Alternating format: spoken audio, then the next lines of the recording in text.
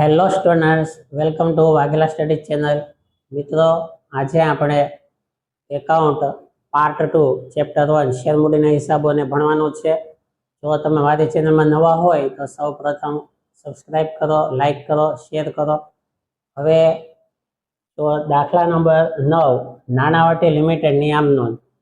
તેમાં ગણતરી આ રીતે છે. રકમ તમે પુસ્તક સાથે રાખજો એટલે ગણતરી સમજાઈ જાય. તો બહાર પડેલા શેર છે 3 લાખ, અરજી આવે છે 3,50,000. હવે 3 લાખ શેર માટે અરજી 3,50,000 આવી, તો વધારાની અરજી નામંજૂર કરવાની છે. 50,000 અરજી નામંજૂર કરવામાં આવશે. હવે મંગાવેલી રકમ જુઓ તો અરજી વખતે 4 રૂપિયા છે, મંજૂરીના 8 રૂપિયા છે.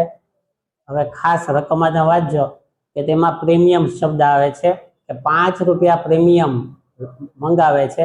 તો તમારે ખાસ જોવાનું રકમમાં કે ક્યારે પ્રીમિયમ છે, અરજી વખતે પ્રીમિયમ છે, મંજૂરીમાં પ્રીમિયમ છે કે હપ્તા વખતે પ્રીમિયમ છે. જ્યારે પ્રીમિયમ હોય ત્યારે તેની આમ નોંધ ત્યાં લેવી પડશે. તો મંજૂરીના 8 રૂપિયા છે, કાઉન્સમાં લખેલું છે કે પ્રીમિયમ, એટલે કે એનો અર્થ એવો કે મંજૂરીના 3 રૂપિયા છે અને 5 રૂપિયા એનું પ્રીમિયમ છે. આખરી હપ્તા 3 રૂપિયાના છે, બરાબર. તો આવી રીતે તેમાં લેવામાં આવે છે, બરાબર. હવે બાકી હપ્તાની વાત લઈએ તો ઈશિરાની પાસે 3,000 શેર છે. હવે તેમાં તે મંજૂરી અને આખરી હપ્તાના બાકી રાખે છે, બરાબર.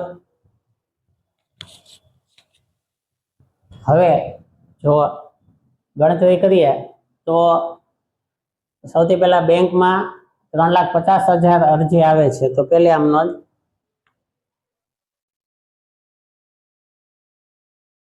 બેંક ખાતે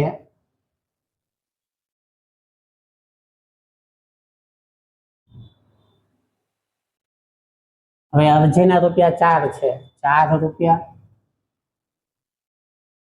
ગુણ્યા 3,50,000, જેટલી અરજી આવે ને ટોટલ તે લેવી પડે 3,50,000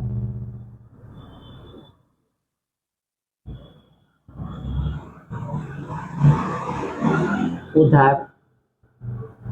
હવે 3,50,000 ગુણ્યા 4 કરો તો 35 દુ 70, 35 ચોક 140, 14 લાખ રૂપિયા.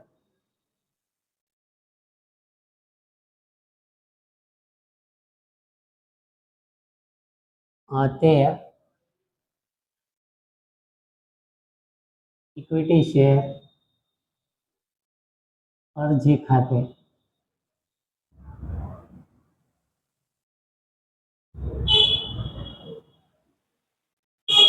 જમા 14 લાખ.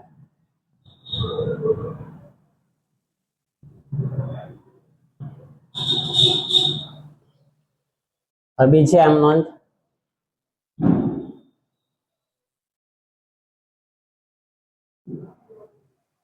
બાબત છે લખવાની હોતી નથી છતાં. હવે આ અરજી ખાતું જમા તો તે ઉધાર કરવાનું. ઇક્વિટી શેર અરજી ખાતે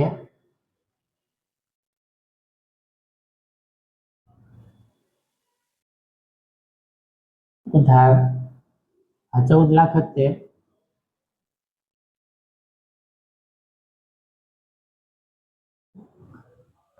તે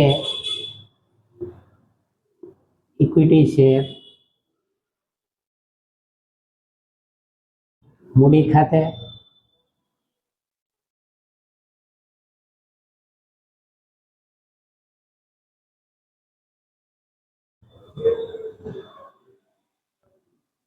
અને તે બેંક ખાતે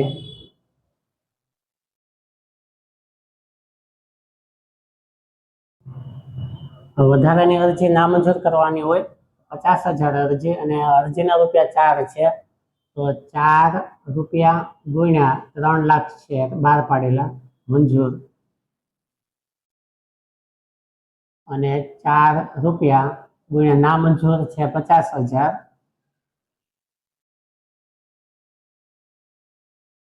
તો 4 કરી 12 લાખ.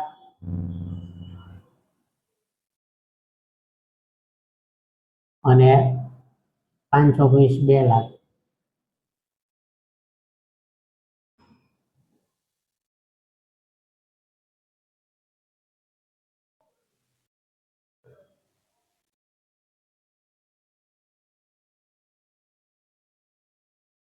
હવે ત્રીજા મંજૂરીની, તો મંજૂરીના 8 રૂપિયા મંગાવવાના છે.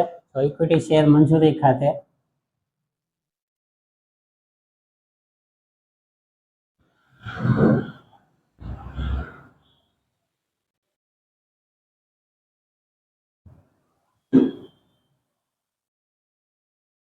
₹8.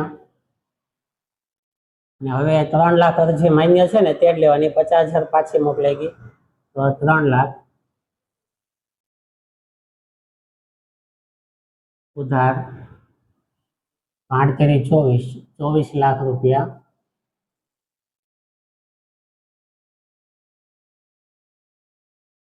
તે ઇક્વિટી શેર મૂડી ખાતે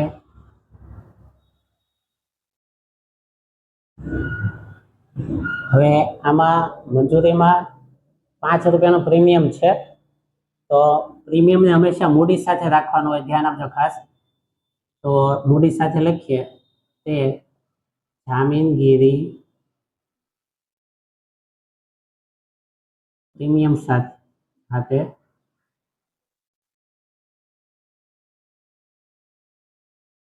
પ્રીમિયમ ₹5 છે, તો 5 ગુણ્યા 3 લાખ, અને અહીંયા મૂડીના ₹3 છે, મંજૂરીના 3 ગુણ્યા 5 લાખ, 3 લાખ.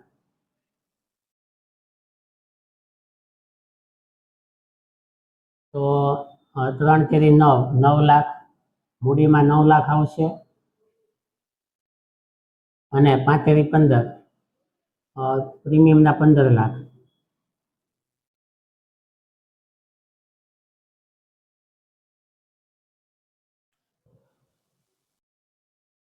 હવે બેંકમાં પૈસા આવશે તેમની આમ નોંધ. ચોથી આમ નોંધ, બેંક ખાતે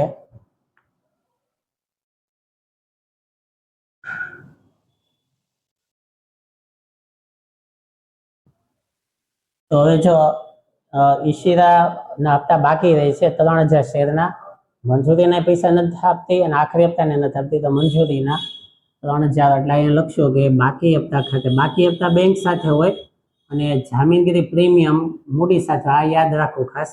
તો બાકી હપ્તા સાથે, બાકી હપ્તા ખાતે તો 3,000 શેરના ₹8 લેખે બાકી રહીશ, તો ₹8 ગુણ્યા 3,000 શેર, અને ₹8 ગુણ્યા 3 લાખમાંથી 3,000 શેર બાદ કરો તો 2,97,000 શેર આવે ઉધાર. 8 તેરી 24, તો 24,000, અને કુલ અહીંયા 24 લાખ હતા, તો 24 લાખમાંથી આ 24,000 બાદ કરો તો 23,76,000.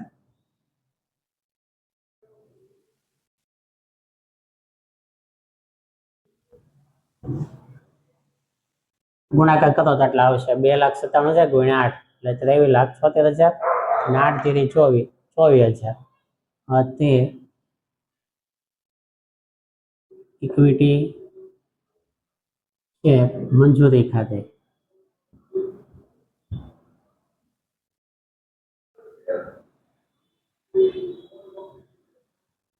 24 લાખ.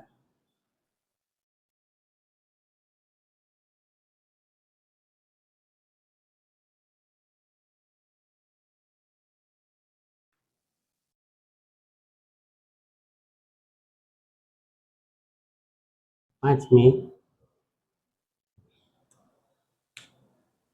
હવે આખરી હપ્તાના ઇક્વિટી શેર આખરી હપ્તા ખાતે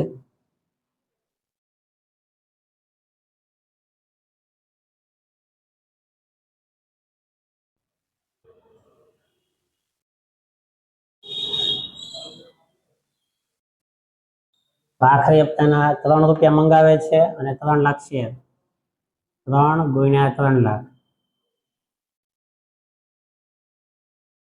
ઉધાર, 3 તેરી 9 લાખ. તે ઇક્વિટી શેર મૂડી ખાતે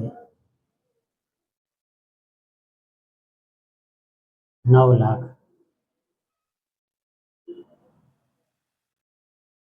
હવે છઠ્ઠે આમ નોંધ બેંકમાં પૈસા આવવાની.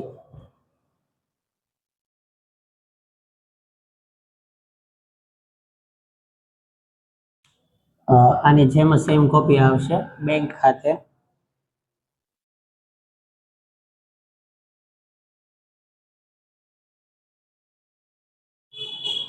હવે તેમાંય તે જો ઈશિતા આખરે હપ્તાને પૈસા નથી ભરતી 3000 શેરના, તો તેમાંય લખવાનું બાકી હપ્તા ખાતે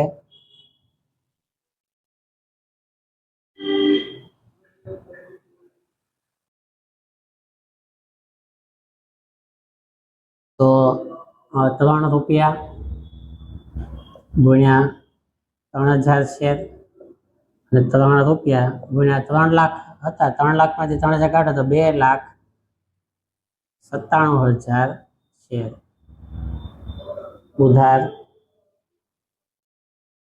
હવે 3 તેરી 9, 9,000 અને 9 લાખમાંથી 9,000 કાઢી નાખો એટલે આ બેનો ગુણાકાર આવી જાય. 2,97,000 ગુણ્યા 3, તો 9 લાખમાંથી 9,000 કાઢો તો 8,91,000.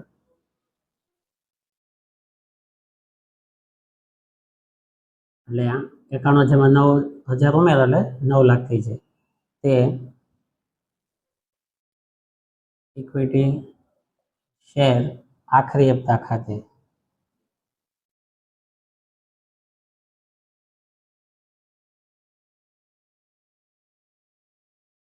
9 લાખ.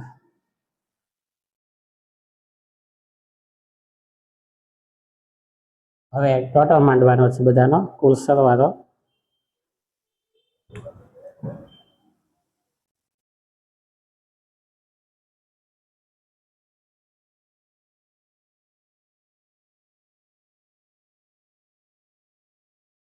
કુલ સરવાળો જો 9 × 18 લાખ છે, અહીંયા 24 લાખ છે, અહીંયા 14 લાખ છે. આ બધો ટોટલ માંડીએ આપણે તો જો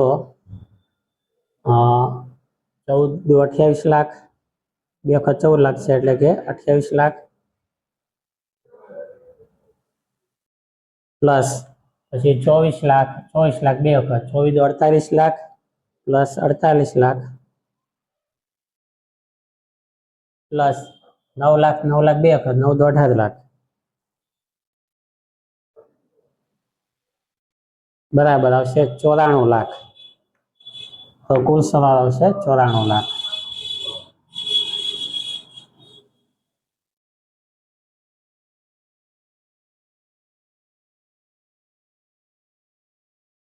તો આ રીતે તમે સ્ક્રીનશોટ પાડી લેજો, બધું લખી લેજો. કાંઈ ન સમજાય તો કોમેન્ટ બોક્સમાં લખીને મને જણાવજો. Thank you very much.